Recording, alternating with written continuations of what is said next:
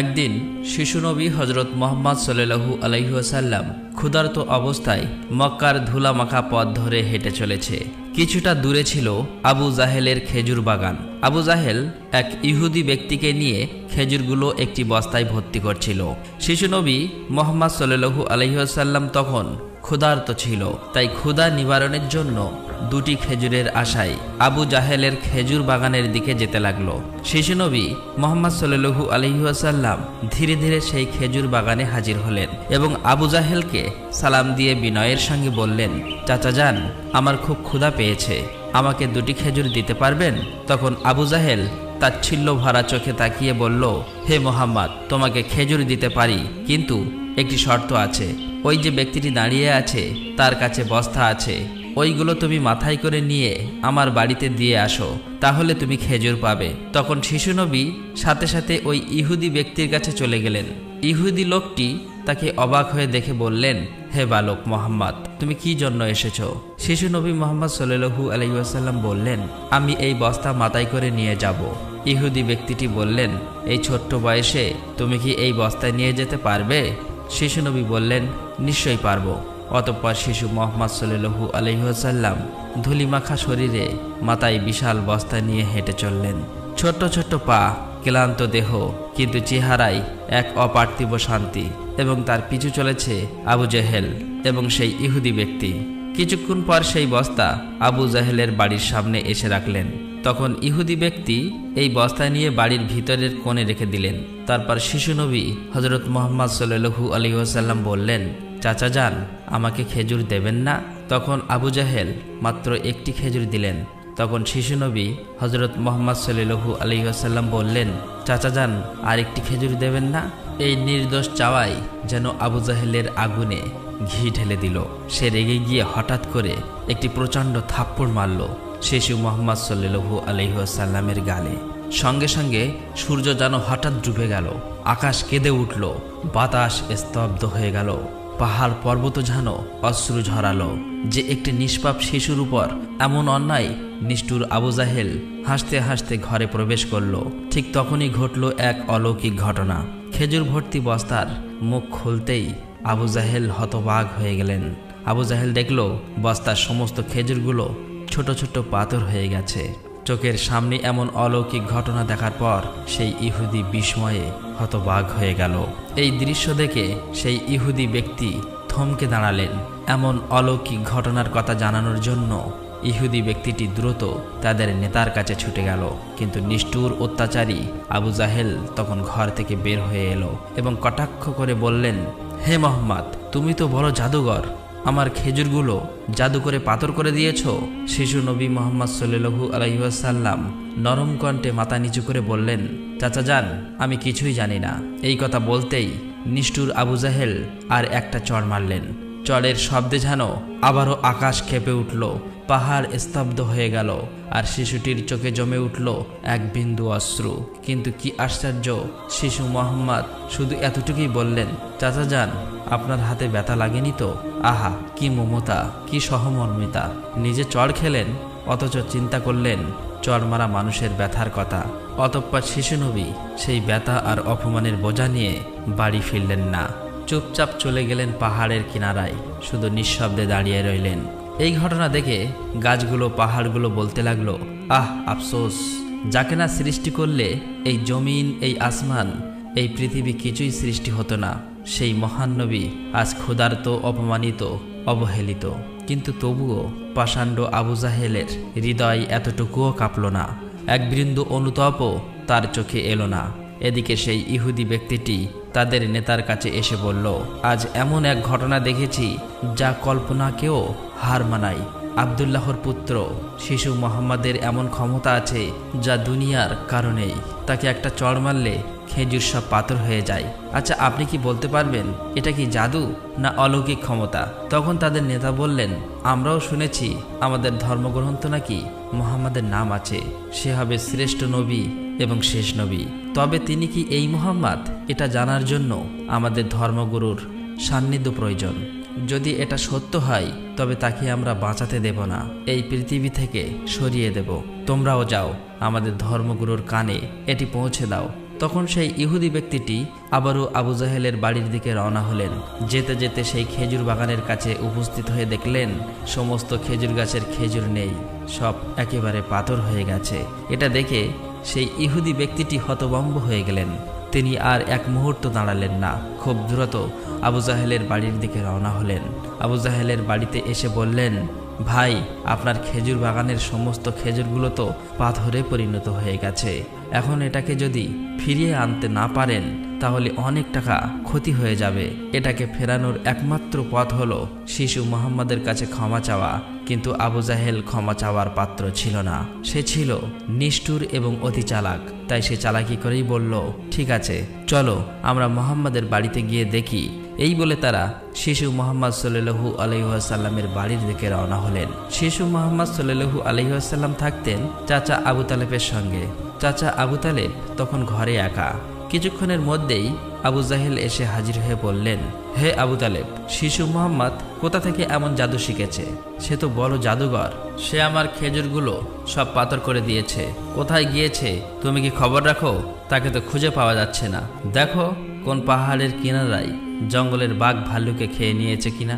এই কথা শোনা মাত্রই চাচা আবু তালেব আর দেরি করলেন না, শিশু নবীকে খুঁজতে বার হলেন। এদিকে শিশু নবী হযরত মুহাম্মদ সাল্লাল্লাহু আলাইহি ওয়াসাল্লাম পাহাড়ের কিনারায় বসে কাঁদছে আর বলছে, আজ যদি আমার মা বাবা বেঁচে থাকতো আমার সাথে কেউ এরূপ ব্যবহার করতে পারত না। আমি আজ বড় একা। শিশু নবীর কান্না দেখে জঙ্গলের বাঘ ভাল্লুক হরিণ সেখানে আসলেন। সেই ব্যথায় ব্যতীত হয়ে তারাও যেন কাঁদছে আর বলছে, ইয়া রাসূলুল্লাহ, রাহমাতুল লিল আলামিন, এই চর যেন আমাদের লেগেছে। ইয়া রাসূলুল্লাহ, তুমি আর কেঁদো না, এই কান্না আমরা সহ্য করতে পারছি না। অতঃপর কিছুক্ষণের মধ্যেই চাচা আবু তালেব সেখানে হাজির হলেন। এটা দেখার পর তিনি আর কিছুই বললেন না, একেবারে অবাক হয়ে গেল। তখন চাচা আবু তালেব সান্ত্বনা দিয়ে বললেন, তোমাকে এমন কষ্ট দিল, আমি তো আছি। আমি বেঁচে থাকতে কেউ তোমাকে আঘাত করতে পারবে না। অতঃপর শিশু নবীকে নিয়ে চাচা আবু তালেব বাড়িতে চলে এলেন। সেই রাতেই চাচা আবু তালেব আবু জাহেলের বাড়িতে গিয়ে বললেন, তুমি তাকে জাদুঘর বলছো, অথচ সে তো কিছুই চায়নি। সে তো তোমার খেজুর নেয়নি, তোমার বিরুদ্ধে কিছু বলেনি। এই শিশুর চোখে যে অশ্রু ঝরেছে সেই অশ্রু একদিন পাহাড়ও গলিয়ে দেবে। এই কথা বলে তিনি সেখান থেকে চলে আসলেন।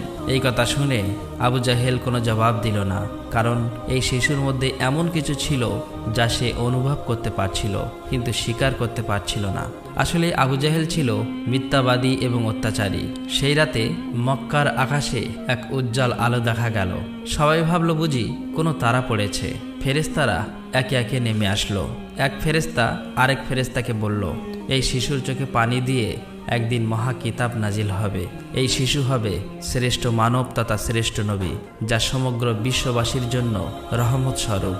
এদিকে ইহুদি কাফেররা এই অলৌকিক ঘটনা শোনার পর নবীজিকে হত্যা করার জন্য ষড়যন্ত্র লিপ্ত হয়ে যায়। কেননা তারা চেয়েছিল যে শেষ নবী তাদের বংশের মধ্যে জন্ম হোক, কিন্তু তা হয়নি। তাদের মধ্যে একজন ইহুদি তাদের ধর্মগুরুর কাছে গিয়ে সমস্ত ঘটনা খুলে বললেন। তখন তাদের ধর্মগুরু বললেন, আমি চিনেছি তাকে, সে সেই নবী যার বর্ণনা আমাদের কিতাবে আছে। তার দুটি চিহ্ন রয়েছে, একটি কাঁধে নবুয়াতের মোহর, অন্যটি তার দৃষ্টিতে রহমত। অন্য একজন প্রশ্ন করল, তাহলে আপনি কি ঈমান আনবেন? তখন তিনি চুপ করলেন, মাথা নিচু করলেন, তারপর শুধু বললেন, আমরা চেয়েছিলাম আমাদের বংশে আসুক, তাই আমরা সত্যকে অস্বীকার করব। অন্যদিকে প্রতি বছর চাচা আবু তালেব ব্যবসার উদ্দেশ্যে সিরিয়ায় সফর করতেন। সেদিনও চাচা আবু তালেব সিরিয়া সফরের উদ্দেশ্যে প্রস্তুত হচ্ছিলেন। ঠিক সেই সময় শিশু মুহাম্মদ সাল্লাল্লাহু আলাইহি ওয়াসাল্লাম এসে বললেন, চাচা যান, আপনার সঙ্গে আমিও সিরিয়ায় সফরে যাব। কিন্তু শিশু মুহাম্মদের কথা চাচা আবু তালেব ফেলতে পারলেন না। অতঃপর পরের দিন ব্যবসার উদ্দেশ্যে শিশু মুহাম্মদকে নিয়ে চাচা আবু তালেব সিরিয়া সফরের উদ্দেশ্যে রওনা হলেন। এভাবেই চলতে চলতে কয়েক মঞ্জিল পথ অতিক্রম করার পর বাণিজ্য কাফেলা শাম নামক একটি জায়গায় গিয়ে বিশ্রাম নিচ্ছিলেন। সেখান থেকে কিছুটা দূরে খ্রিস্টানদের একটি গির্জা ছিল। সেই গির্জায় খ্রিস্টানদের একজন ধর্মগুরু ছিল, যে সেই জামানার সবচেয়ে মহাপণ্ডিত ছিল। কাফেলা যখন আবারও চলতে শুরু করলো, তখন ওই খ্রিস্টানদের ধর্মগুরু লক্ষ্য করে দেখল কাফেলার সাথে সাথে যে সোজা শিশু নবী আছে তার ঠিক মাথার উপর একখণ্ড মেঘ আছে। তার মাথার উপর ছায়া দিতে দিতে সরে আসছে। এটা দেখে তিনি অবাক হয়ে গেলেন। খ্রিস্টান ধর্মগুরু খুব শীঘ্রই তাদের ধর্মগ্রন্থ পড়ে বুঝলেন নিশ্চয়ই কাফেলার ভিতরে আখিরি জামানার শেষ নবী রয়েছে। তখন তিনি খুব দ্রুত তাদের একজন লোককে ডাকলেন এবং বললেন, তোমরা যাও, ওই কাফেলার সকলকে ডেকে আনো, তাদেরকে আমরা দাওয়াত খাওয়াবো। এই কথা শুনে তারা সেখানে চলে গেল এবং তাদেরকে বলল, প্রিয় ভাইরা, আমাদের ধর্মগুরু আপনাদের সকলেরই দাওয়াত করেছেন, এই দাওয়াত আপনারা কবুল করুন। অতঃপর কাফেলার সকলেই ওই গির্জায় আসলেন। তারপর খ্রিস্টান ধর্মগুরু কাফেলার সকলকে পেট ভরে খাওয়ালেন। অতঃপর কিছুক্ষণ পর খ্রিস্টান ধর্মগুরু আবু তালেবকে বললেন, হে কাফেলার সর্দার, নিশ্চয়ই এই শিশুর পিতামাতা ইন্তেকাল করেছে। আবু তালেব বললেন, হ্যাঁ, আপনার অনুমান সত্য, তারা ইন্তেকাল করেছে। এখন আমি তাকে লালন পালন করি। তখন খ্রিস্টান ধর্মগুরু বলল, এ কাফেলার সর্দার, শুনে রাখো, আপনার ভাতিজা নিশ্চয়ই আল্লাহর শেষ নবী হবেন। তার পৃষ্ঠদেশে মোহরের নবুয়াত খচিত আছে। তার প্রতি তুমি খুবই সতর্ক দৃষ্টি রাখবে এবং তাকে কোথাও একা যেতে দেবেন না। কেননা ইহুদি নাসারাগণ এটা জানতে পারলে, চিনে ফেললে, তারা শিশু মোহাম্মদকে প্রাণনাশের চেষ্টা করবে, এতে কোনো সন্দেহ নেই। তখন চাচা আবু তালেব বললেন, আপনি এই খবর জানেন কিভাবে? খ্রিস্টান ধর্মগুরু বললেন, আমি তৌরাত কিতাবে এই ঘটনার বর্ণনা পেয়েছি। তুমি যাও, তোমার ভাতিজাকে এখানে ডেকে আনো। তখন চাচা আবু তালেব শিশু মোহাম্মদকে সেখানে আনার জন্য চলে গেলেন। কিছুক্ষণ পর খ্রিস্টান ধর্মগুরু দেখলেন আবার একটি কাফেলা রওনা হচ্ছে। তখন খ্রিস্টান ধর্মগুরু সেখানে গেলেন এবং তাদেরকে জিজ্ঞাসা করলেন, আপনারা কারা আর কোথায়, কি জন্যই বা যাচ্ছ? তখন তারা উত্তর দিল, আমরা রোম দেশের সৈন্য, আমাদের বাদশাহ আমাদেরকে পাঠিয়েছে যে দুনিয়াতে নাকি আখিরি নবীর আবির্ভাব হয়েছে অনেকদিন আগেই। আমরা তার সন্ধান করছি, তাকে খুঁজে পেলে হত্যা করে দেব। আপনি কি তার কোনো সন্ধান দিতে পারবেন? তখন খ্রিস্টান ধর্মগুরু বলল, তোমরা বৃথায় তাকে খুঁজে বেড়াচ্ছ। আল্লাহ তাআলা যদি সত্যিই তার শেষ নবীকে দুনিয়ায় পাঠিয়ে থাকেন, তবে তো তিনি নিজেই তাকে হেফাজত করবেন। কারো এমন সাধ্য নেই যে তাকে হত্যা করতে পারবে। অতএব তোমরা আবারও রোম দেশে ফিরে যাও। এই কথা শুনে ওই সৈন্যগুলো ফিরে গেল। এভাবেই সেই দিন অতিবাহিত হয়ে গেল। রাতের বেলা খ্রিস্টান ধর্মগুরু চাচা আবু তালেবকে তাদের গির্জায় ডেকে বলল, হে কাফেলার সর্দার, দেখেছ তো আমার কথাই সত্য। ইহুদি নাসারাগণ আখিরি নবীর সাথে চরম শত্রুতা পোষণ করে। তারা যদি শেষ নবীকে হাতের কাছে পেয়ে যায় তাহলে হত্যা করার চেষ্টা করবে। অতএব ভাতিজাকে নিয়ে বিদেশে যাওয়া উচিত হবে না, ফিরে যাও। অতঃপর পরের দিন চাচা আবু তালেব আর বিদেশ সফর করলেন না, আবারও দেশের পথে ফিরে আসতে লাগলেন। কিছুক্ষণ যাবার পর পথের মধ্যে একটি ঘোড়া দেখতে পেলেন, কিন্তু সেখানে কোনো মানুষ ছিল না। এটা দেখে তারা সেখানে দাঁড়িয়ে পড়লেন। তারপর দেখলেন একজন মানুষ মৃত অবস্থায় পড়ে আছে। আসলেই এটি ছিল একজন ইহুদি যে শিশু নবীকে হত্যা করতে এসেছিল। কিন্তু আজ সেই শিশু নবী নিজে তাকে বাঁচিয়ে তুলছে, নিজের হাতে পানি খাওয়াচ্ছেন। এভাবেই তাকে বাঁচিয়ে নিজেদের সাথে নিয়ে আবারও পথ চলতে শুরু করলেন। এভাবেই চলতে চলতে তাদের কাফেলা একটি সাগরের কিনারায় এসে উপস্থিত হলেন। সেখানে ছিল একটি জেলে সম্প্রদায়ের বসবাস। তাদের কাফেলা সেখানেই বিশ্রাম নিচ্ছিলেন। কিন্তু ওখানকার জেলে সম্প্রদায় ছিল মূর্তি পূজারী। তারা ছিল কুসংস্কারে আবদ্ধ। চাচা আবু তালেব হঠাৎ করে একটি জায়গায় গিয়ে দেখল একদল জেলে সম্প্রদায় মূর্তি পূজা করছে। তখন তাদের মধ্যে একজনকে জিজ্ঞাসা করল, প্রিয় ভাইরা, আপনারা এমন করে মূর্তি পূজা করছেন কেন? তখন সেই ব্যক্তি বলল, আমাদের জালে বহুদিন থেকে মাছ ধরা পড়ে না, তাই সমুদ্রের দেবতাকে খুশি করার জন্য এই পূজার আয়োজন করেছি। এদিকে শিশু মুহাম্মদ সাল্লাল্লাহু আলাইহি ওয়াসাল্লাম লক্ষ্য করে দেখলেন একটি বড় মূর্তির সাথে একজন মা ও তার বাচ্চাকে শিকল দিয়ে বেঁধে রাখা হয়েছে, তাদেরকে বলি দেবে বলে। কেননা এই জেলে সম্প্রদায়ের বিশ্বাস ছিল এভাবে বলি দিলে তাদের দেবতা খুশি হবে, তাদের জালে আবারও মাছ ধরা পড়বেন। তখন শিশু মুহাম্মদ সাল্লাল্লাহু আলাইহি ওয়াসাল্লাম সেখানে গেলেন এবং তাদেরকে শিকল খুলে মুক্তি করে দিলেন। সেই মুহূর্তে একজন জেলে সেখানে গেলেন এবং বললেন, আমরা যাদেরকে বলি দেব বলে বেঁধে রেখেছিলাম তাদেরকে একজন বাচ্চা খুলে দিয়েছে। এটা শুনে তারা সবাই অতি দ্রুত নবীজিকে ধরতে সেখানে যেতে লাগলো। তখন চাচা আবু তালেব তাদেরকে থামাতে গেল, আর সেই সাথে সাথেই তারা সবাই দেখতে পায় সমুদ্রের কাছে সেই বড় মূর্তিটি আপনা আপনি ভেঙে পড়েছে। সমুদ্রের ঢেউ উঠেছে আর সেই ঢেউয়ের সাথে সাথে অনেকগুলো মাছ উপরে উঠে এসেছে। এটা দেখে সমস্ত জেলে সম্প্রদায়ের মানুষ অনেকগুলো মাছ ধরল এবং তারা নিজেরা অনেক খুশি হয়ে গেল। এটা দেখে আবু তালেব অবাক হয়ে যায়। আসলেই নবীজি তখন সমুদ্রের ধারে দাঁড়িয়ে আল্লাহর কাছে দোয়া করছিলেন। নবীজির দোয়ার বরকতে আল্লাহ তাআলা তাদেরকে মাছ দিয়েছিলেন। অতঃপর তাদের কাফেলা মক্কার দিকে রওনা হলো। মক্কায় আসার পর শিশু নবী হযরত মুহাম্মদ সাল্লাল্লাহু আলাইহি ওয়াসাল্লাম চাচা আবু তালেবের ছাগল নিয়ে চড়াতে যেতেন। একদিন ছাগল চড়িয়ে ফেরার পথে শিশু নবী দেখতে পান এক জায়গায় দাসদাসীদের কেনাবেচা চলছে। পুরুষদের গরম রড দিয়ে অত্যাচার করছে এবং মহিলাদের উচ্চ দামে কেনাবেচা চলছে। এটা দেখে শিশু নবী অনেক কষ্ট পায়। এদিকে নবীজির এক চাচা আবু লাহাব দাসীকে কেনাবেচা করত। তিনি একজন দাসকে বেশি দামে বিক্রি করে দিচ্ছিলেন। ঠিক সেই সময় তার স্বামী গিয়ে বললেন, হুজুর, আপনি এমন কাজ করবেন না, আমাদেরকে ক্ষমা করে দিন। এভাবেই কাকুতি মিনতি করতে লাগলো, কিন্তু আবু লাহাব তার কোনো কথাই শুনতে চায় না। ঠিক সেই সময় আমাদের দয়ার নবী সেখানে হাজির হয় এবং চাচা আবু লাহাবকে বলে, আপনি এই মহিলাকে বিক্রি করবেন না। তখন আবু লাহাব বলে, আমি এই মহিলাকে অনেক বেশি দামে কিনেছি, আমার মূল্য পরিশোধ করে দিলে আমি তাকে ছেড়ে দেব। তখন শিশু নবী তার এই মূল্য পরিশোধ করে দিলেন, আর সেদিন সেই মহিলা নবীজির জন্য মুক্তি পেয়েছিলেন। অতঃপর সেই সময় মক্কায় বহুদিন ধরে বৃষ্টি হচ্ছিল না। মক্কায় বড় বড় নেতারা একত্রিত হয়ে বলতে লাগলো, মক্কায় বহুদিন ধরে বৃষ্টি হচ্ছে না, আমাদের বাচ্চারা মারা যাচ্ছে, পশু পাখি মারা যাচ্ছে। তাই আমরা সবাই মিলে কসম করছি যে আমরা সবাই কাবার কাছে আসব এবং সেখানে গিয়ে বৃষ্টি চাইব। যতক্ষণ না বৃষ্টি আসে ততক্ষণ আমরা সেখান থেকে আসব না। এই কথা বলার পর সবাই একে একে কাবার দিকে যেতে লাগলো।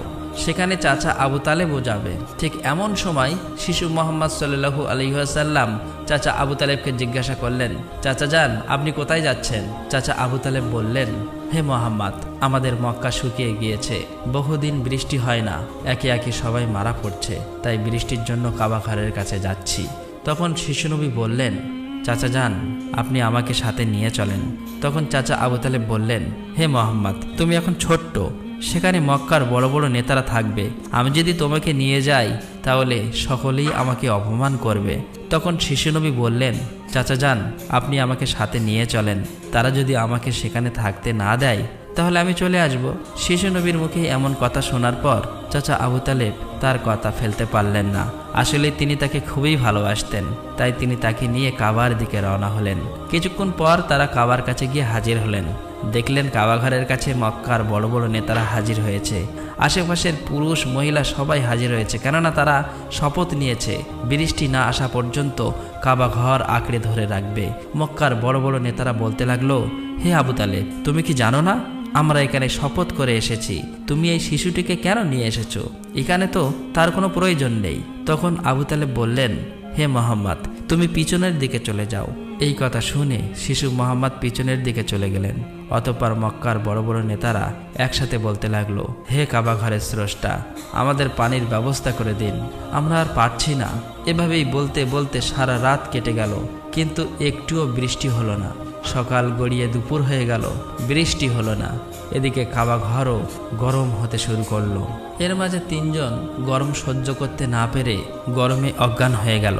কিছু লোক তাদেরকে নিয়ে এক জায়গায় চিকিৎসার ব্যবস্থা করলেন।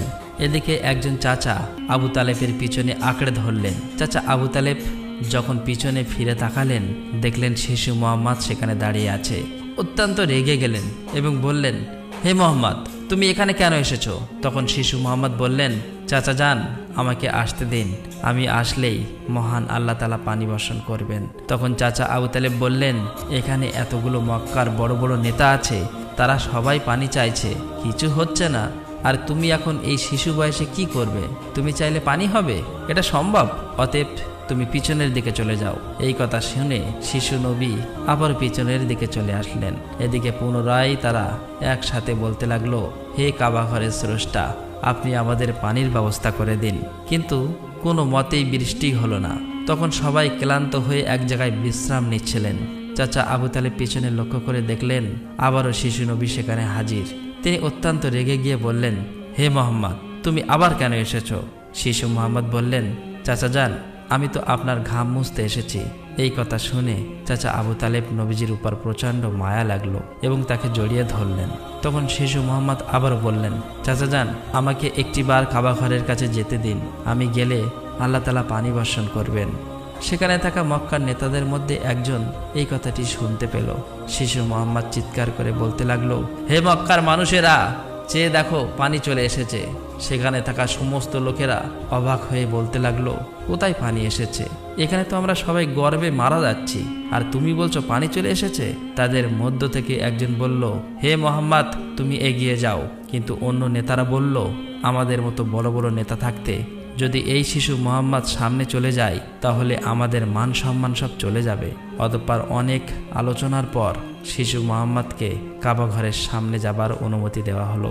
শিশু মোহাম্মদ সাল্লাল্লাহু আলাইহি ওয়াসাল্লাম যখন কাবা ঘরের কাছে গিয়ে আকাশের দিকে মুখ তুললেন এবং আল্লাহর কাছে দোয়া চাইলেন, সঙ্গে সঙ্গে মক্কার বুকে মুষলধারে বৃষ্টিপাত শুরু হলো। দেখতে দেখতে মক্কার চারিদিকে বৃষ্টিতে পরিপূর্ণ হয়ে যায়। এটা দেখে মক্কার মানুষেরা খুবই খুশি হয়ে যায় এবং বৃষ্টিতে ভিজতে ভিজতে যে যার মতো তাদের বাড়ি চলে যায়। প্রিয় দর্শক, একবার ভেবে দেখুন, এই কাহিনীটি শুধু ইতিহাস নয়, এটা ভালোবাসা, কষ্টের আর তাকওয়ার এক জীবন্ত নিদর্শ। আমাদের দয়ার নবী, রহমতের নবী কতই না কষ্ট পেয়েছেন। তিনি এত কষ্ট সয়েও কাউকে অভিশাপ দেননি, শুধু দোয়া করছিলেন, হে আমার রব, আমার উম্মতকে মাফ করে দাও। তারা জানে না আমি কে। এই সেই নবী যার ভালোবাসা ছাড়া জান্নাতের দরজা খুলবে না কারো জন্য। আর আজ আমরা এই যুগের মুসলিম কতটুকু কাঁদি তার জন্য, কতটুকু ভালোবাসি তাকে, কতটুকু তার সুন্নাহ আঁকড়ে ধরেছি। একবার ভেবে দেখুন, যে নবীর কষ্টে পাহাড় কাঁদে, গাছ কাঁদে, পশু পাখি কাঁদে, আর আমরা, আমাদের চোখে জল আসে না, আমাদের হৃদয় কেন নড়ে না? প্রিয় দর্শক, আসুন আমরা সকলেই দোয়া করি, মহান আল্লাহ তাআলা যেন আমাদের সকলকে সেই দয়ার নবীর ওসিলায় মাফ করে দেন। আল্লাহ তাআলা আমাদের সকলের দোয়া কবুল করুক, আমিন। আসসালামু আলাইকুম।